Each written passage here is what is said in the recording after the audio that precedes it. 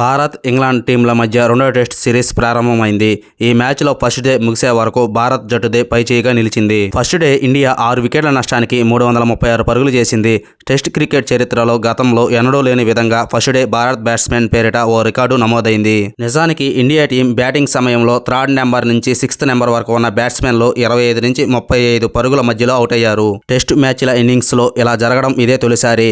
Batsmen number 3 నుంచి number 6 వరకు 25 runs నుంచి 35 రన్స్ వ్యవధిలో అవుట్ అయ్యారు. 46 బాల్స్లో 5 ఫోర్ల సాయంతో 34 పరుగులు చేసిన శుభమాన్ గిల్ 3వ స్థానంలో బ్యాటింగ్కు వచ్చి అవుట్ అయ్యాడు. ఆ తర్వాత శ్రేయస్ అయ్యర్ 59 బాల్స్లో 3 ఫోర్ల సాయంతో 27 పరుగులు చేసి 4వ స్థానంలో వచ్చి పెవిలియన్ చేరాడు. 5వ స్థానంలో బ్యాటింగ్కు వచ్చిన రజిత్ పాటిదార్ టెస్టులో అరంగేట్రం చేసిన విషయం మనకు తెలిసిందే.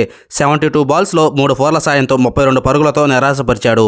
అక్షర్ పటేల్ నెంబర్ 6th ప్లేస్లో బ్యాటింగ్కు వచ్చి 51 బంతుల్లో 4 ఫోర్ల సాయంతో 27 రన్స్ చేశాడు. ఈ విధంగా ఇండియన్ టీం బ్యాటింగ్ సమయంలో నెంబర్ 3 నుంచి నెంబర్ 6 వరకు ఉన్న ఏ బ్యాట్స్మెన్ కూడా 35 పరుగుల కంటే ఎక్కువ స్కోర్ను చేయలేకపోయారు. ఇక మ్యాచ్ విషయానికి వస్తే India team opening batsmen Yashasvi Jaiswal 257 బంతుల్లో 17 ఫోర్లు 5 సిక్సర్ల సాయంతో 179 పరుగులు చేసి అద్భుతమైన సెంచరీ సాధించి మొదటి రోజు ఆట ముగిసే వరకు నాటౌట్గా నిలిచాడు.